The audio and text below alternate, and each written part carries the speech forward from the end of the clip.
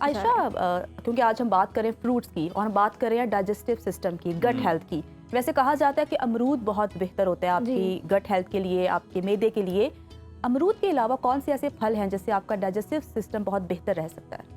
अमरूद के अलावा तकरीबन वो तमाम फ्रूट्स जिनके अंदर फाइबर कंटेंट ज़्यादा होता है, जैसे कि केला है, इसमें बहुत ज़्यादा फाइबर होता है। इसके अलावा सेब है, इसको अगर हम प्यूरी फॉर्म में लेते हैं तो वो एक तो इजीली डाइजेस्टिबल होता है और वैसे भी ये आपके डाइजेस्टिव सिस्टम के लिए बहुत अच्छा होता है। तो ये हम जो है वो डाइजेस्टिव सिस्टम के लिए बेहतरीन फ्रूट्स हैं जो लिए जा सकते हैं और इसको सहरी और इफ्तार दोनों के अंदर ले सकते हैं हम लोग। अच्छा आयशा, ये बताएं क्या कुछ मखसूस फल ऐसे भी हैं जो बदहज़मी, मैदे की जलन और तेज़ाबियत को कम करने में स्पेसिफिकली मदद कर रहे होते हैं, हेल्पफुल होते हैं?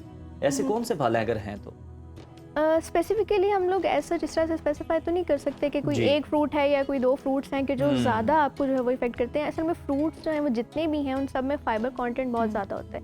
इसके अलावा इसके अंदर वाटर कंटेंट बहुत ज़्यादा होता है। कुछ फ्रूट्स ऐसे हैं कि जिनके अंदर वाटर कंटेंट ज़्यादा, जैसे वाटरमेलन है, उसके अंदर बहुत ज़्यादा मिकदार में पानी मौजूद होता है। तो इसके साथ थोड़ी सी एहतियात इस तरह से की जा सकती है कि जब आपने वो फ्रूट्स जिनके अंदर वाटर कंटेंट बहुत ज़्यादा है उसके साथ आपको एक्स्ट्रा जो है वो वाटर जो है कंज्यूम नहीं करना होता, ताकि आपको डायरिया या इस किस्म की ब्लॉटिंग वगैरह की शिकायत ना हो। तो ये हम लोग इसमें एहतियात कर सकते हैं। अदरवाइज़ हम लोग सारे फ्रूट्स जो हैं वो ईजिली कंज्यूम कर सकते हैं, but it depends on your self कि आपकी गट हेल्थ जो है वो किस तरह की फॉर्म में फ्रूट्स को बेयर कर सकती है। अच्छा आयशा, कुछ लोगों ने ना खुद से भी ये तैयार किया होता है कि जनाब ये चीज़ आपने इसके साथ नहीं खानी, वो उसके साथ नहीं खानी। तो फ्रूट्स में भी कुछ ऐसा है कि लोग कह रहे होते हैं कि ये चीज़ आपने इसके साथ नहीं खानी, कुछ मिसकंसेप्शंस पाए जाते हैं इसमें भी? नहीं, ऐसा कुछ नहीं होता। जैसे हम फ्रूट चाट खाते हैं तो अगर हम फ्रूट चाट ले लेते हैं तो बिल्कुल हाँ, उसके अंदर हम खा सकते हैं, लेकिन सिर्फ शर्त ये होती है कि उसके अंदर आपने कोई एक्स्ट्रा शुगर कंटेंट ऐड नहीं करना होता।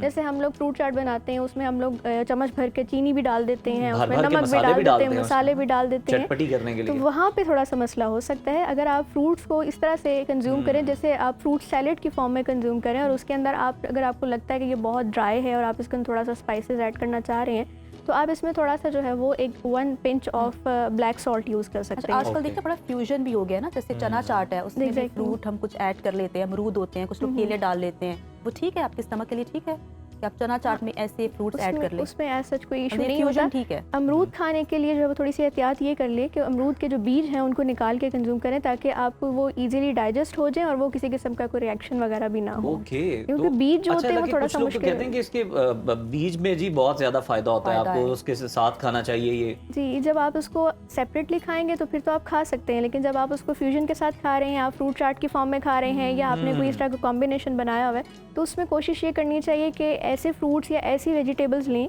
कि जो इजीली डाइजेस्टेबल हो और आपके स्टमक को उस पर ज़्यादा वर्किंग ना करनी पड़े। जैसे अब सीड्स हैं, उनका डाइजेस्ट करना ज़रा स्टमक के लिए मुश्किल हो सकता है, तो ये चीज़ आप एक्सक्लूड कर सकते हैं। इस पे वजाहत कर दीजिएगा कि कुछ लोग ना फ्रूट्स नहीं खाते, वो जूसेस पीते हैं, उन्हें लगता है कि वो ज़्यादा फायदेमंद भी हैं और उनको ज़रा अच्छा भी लगता है जूस पीना। तो कंपैरेटिवली दोनों में से बेहतर ऑप्शन कौन सी है आपकी सेहत के लिए? देखिए, जैसे मैंने कहा कि फ्रूट्स के अंदर फाइबर बहुत ज़्यादा होता है, ठीक है, और फाइबर हमारी गट हेल्थ के लिए बहुत ज़रूरी है। अगर हम लोग जितना ज़्यादा फाइबर लेंगे उतना ज़्यादा हमारी गट लाइनिंग और गट हेल्थ जो है वो बेहतर रहेगी।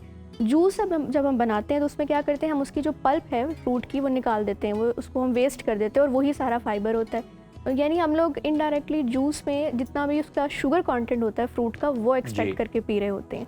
तो अगर हम कंपैरेटिवली देखते हैं तो ऑब्वियसली रॉ फ्रूट जो है वो ज़्यादा बेनिफिशियल है, क्योंकि उसमें हमें सारे न्यूट्रिएंट्स भी मिल रहे हैं, फाइबर भी बहुत ज़्यादा मिल रहा है।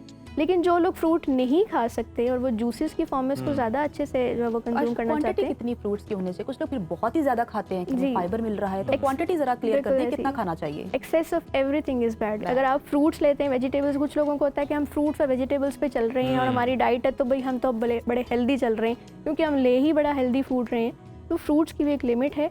ऑलमोस्ट जो है वो आपको एक दिन के अंदर 2 to 3 fruits, any seasonal fruit लेने चाहिए। इससे ज़्यादा फ्रूट्स अगर आप डेली बेसिस पे कंज्यूम करेंगे तो वो नुकसान दे सकते हैं। अच्छा आयशा, हमारा एक पैटर्न सेट हो गया है, हम इफ्तारी को अधूरा समझते हैं बिना फ्रूट चाट के।